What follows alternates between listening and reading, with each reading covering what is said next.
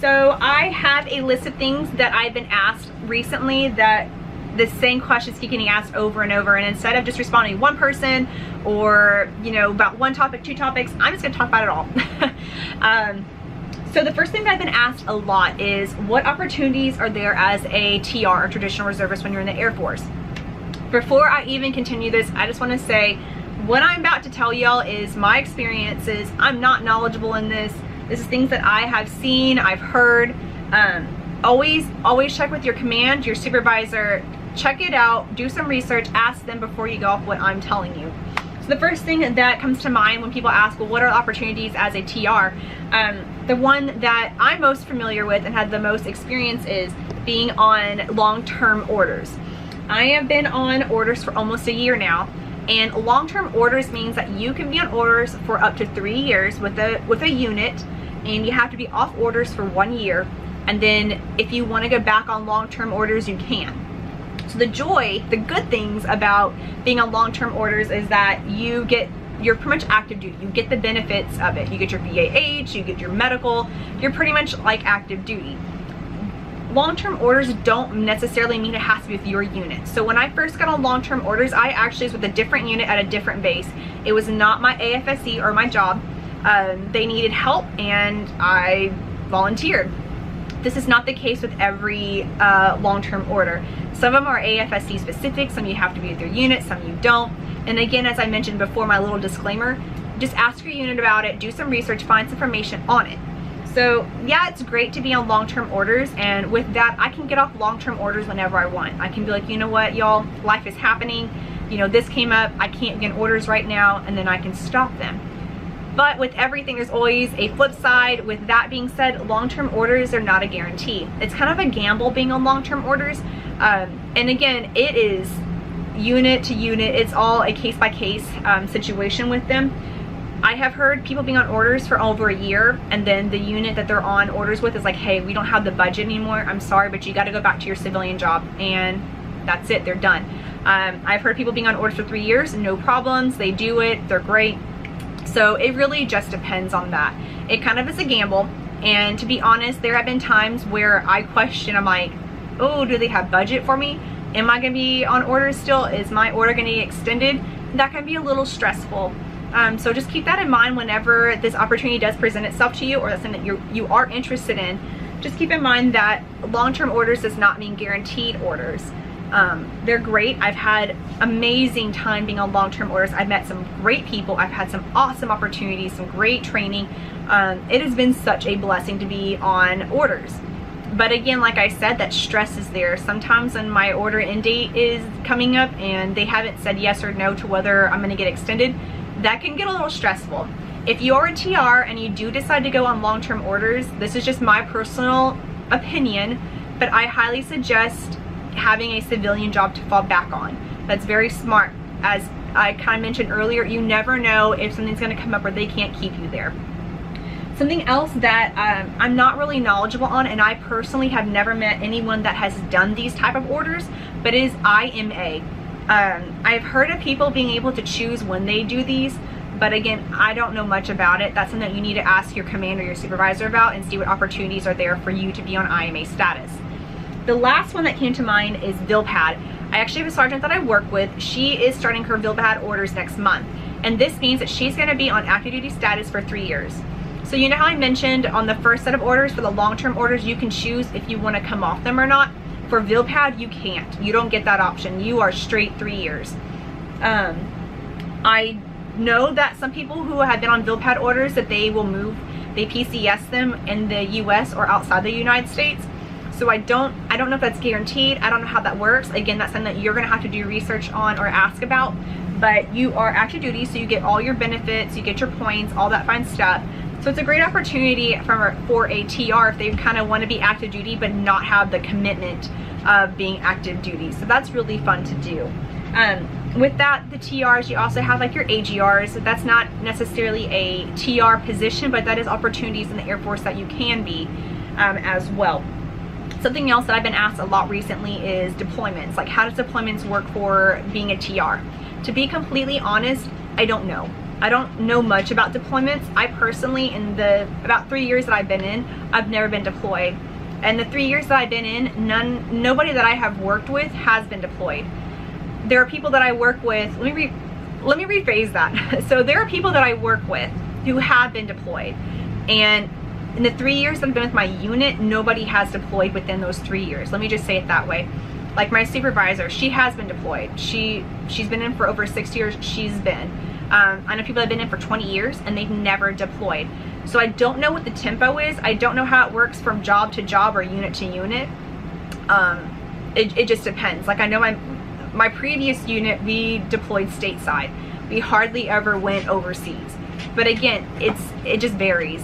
So I don't want to give false information on that. That's something that you definitely need to ask about. But for those who are, sorry, that's my dog, she's chewing on her toy. For those who ask about deployment and they have not joined yet, this is going to come off as a little mean, but if you don't want to deploy, then you don't need to join the military. There's always a chance that you can deploy, even as a TR. Again, I can't tell you when or how that works, but when you sign that contract, you know that you're going to deploy, possibly in your time that you're serving. So if it's something that you are strong against and you are just like, no, I could never do that, then don't join the military. There are other ways for you to get back to the military without joining the military if that's something that you're really passionate about. But if you are just so anti-deployment, you strongly don't want to ever deploy, then don't join. Don't get me wrong, I really don't have a passion. There's nothing in me that's like, I volunteered to deploy. It's not something that I want to do, to be honest, but if I was told that I had to, I'm gonna have a good attitude about it, but it's not something that I'm really excited about. So that's kind of my little tidbit on deployments and some opportunities. Something else that I've been asked a lot about is my boot camp experience of what to expect when you go to boot camp. In my previous videos, I believe that I mentioned I don't like talking about boot camp. I want people to go into boot camp without having a tainted view on it. I don't want my experience or my opinions to ruin it or to sway or to set the standards different than when a person goes to boot camp. The only thing that I have to say about boot camp is when I was really blessed. And I know that sounds crazy, but the flight that I was in, the girls that I went with we were low drama. We got along really well. All in all, I really was blessed with a great flight. My MTIs were actually pretty awesome. Again, I got blessed in that part too as well. Both of them were great. One is now a chaplain, and I think the other one is about to retire. I'm very proud of both of them. I went when I was older. I was 26 or 27 when I joined, and coming from an older person's perspective, the only struggle that I had with BMT was just being older. I lived on my own. I was married. I'm married. And I'm not saying that people who are younger are not mature, but I kind of knew how to fold stuff. I knew how to clean. I could take orders from people and be okay with it. I was older than my MTIs, I think, or one of them, and that was kind of weird. But I know that they are there to instruct us and not to be like, I'm younger, you listen to me. It wasn't anything like that. Just going in older, that was a little bit of a struggle for me. I noticed that there were some females there that were young, and they had a really good head on their shoulders. They were mature, they had experienced life, they were good. But then on the flip side, there were females there that were younger, that had never been away from home. They had never lived with anyone. They had never experienced different walks of life that each person brought to the table at boot camp. So if you are older and you are going, just keep a good attitude. That's something that I kind of struggled with. I was just like, I can do this. I know that I can march. I know how to take orders. It was a little struggle for me, just again being older. Now if I had gone when I was younger, that would have been a whole different story. But in any situation, attitude is key, and it's going to be what you make of it. So just go in with a good attitude, go in knowing that you're going to obviously make it through. So enjoy it for what it is. Something else that I tell a lot of people when they go to boot camp or before they go, make sure that your PT, that you are up to standards on the fitness that's going to be done there. Don't be the person that shows up and you've never worked out, you've never ran a mile or even a lap in your life. Please don't be that person. I don't know if you're gonna be able to get your fitness up to where it needs to be in that amount of time that you're there at boot camp. I don't know. I hope that no one forced you to join the military, but most of the time you willingly join. So if you are willingly joining, You know that your PT is going to be there. You know you're going to have to PT. You're going to have to run, do your sit-ups and your push-ups. So come prepared. You get tested as individual scores, not as a flight. But don't bring your flight down because you came ill-prepared. Like, shame on you. You knew better. You have enough going on at BMT, like how to adjust and how to do this, and you're trying to do this. Don't add not passing your PT into the stress. You're already stressed out. I can definitely tell you that I was a little stressed out when I went. It's just, you're having to learn a whole new life and a whole new system for a short amount of time, and you're trying to pick up on things really quick and trying to adjust. So if you can minimize the stress of not, you know, being concerned with your PT, prepare before you go. Make sure that you can meet your 1.5 mile run, your sit-ups and your push-ups in a minute, and make sure that your waist circumference is good to go. That's definitely my advice when people go to PT. Something else that a lot of people have asked me recently is, how did I know that I wanted to do anything regarding makeup?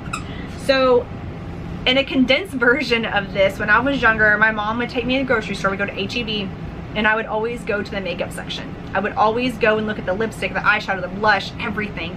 And I remember just staying there and just like looking at everything and thinking about the colors, and makeup has always fascinated me. And I will be completely honest with y'all. It's kind of embarrassing, but I like to be honest. I'm gonna be 30 in about 3 days, and I never knew what my purpose or my calling was until like a month ago. It took me almost 30 years to figure this out. And I say that because growing up, I've always more on the artsy side. I loved art, I loved photography, I loved all that stuff, and I always had a passion for makeup. And it never dawned on me that makeup could potentially be a career for me. I went to school for art, photography specifically, and I loved it. In high school, I was super awkward, and that's an embarrassing story itself, but I was really artsy in high school, and it drew my passion over to college. I went to art school, did all that, but I never really found a way to connect my passion with a career. And up until recently, it just never dawned on me. And it's kind of embarrassing to say that, because you would think at my age I would be like, well, duh. But thankfully, I've had some people tell me they were in their 40s and their 50s before they even knew what they really, really wanted to do in life. So it kind of makes me feel a little bit better. But just a little tidbit of information, or just hope, that if you are older, or if you're close to my age or somewhere near my age, and you don't know what you want to do in life, it is okay. I promise you, you will find it and you will figure it out, and it will just come to you, and then you'll have your little aha moment like I did, and you're like, oh my gosh. It all makes sense now. And with that being said, because I love makeup, I've always loved anything regarding the face. Like, I always loved watching YouTube videos on how to do your eyebrows, like how to, the perfect shape, you know, how do you fill them in. I love watching things about, or videos about eyelashes and more makeup and just how the face is and all this fun stuff. And it finally, like I said, it hit me about a month ago that I'm gonna go to esthetician school. I'm going to come off orders, and I'm gonna become an esthetician. And I don't know why, and I believe that God has the perfect timing and the perfect purpose for each one of us. But God was like, you know what, it's gonna happen now, and the timing could not have been more perfect. I used to stress about this when I was younger. I wanted to be a paramedic. I wanted to be an art buyer. I wanted to be a photographer. I wanted to do all this stuff when I was younger, and none of them was really my passion. And at the same time, I never really knew how to properly put my passion into being a career. So you always hear these people that say things like, if you do what you love, you never work a day in your life. I kind of believe that, but I never really understood it until recently, that I'm like, okay, I've been doing freelance makeup, I've done, you know, my tutorials, like, yeah, here and there, but I never really knew how to put my passion into being a career. And esthetician school is definitely the way that I want to go. I definitely want to focus on eyelashes, and I want to do makeup, and I want to do eyebrows. That's the 3 areas that I really want to get a lot of training in and become a master at. So just kind of reflecting on that a little bit for anyone who is struggling in life, and you feel like you're lost and you're wondering, you're never truly ever lost, in my opinion.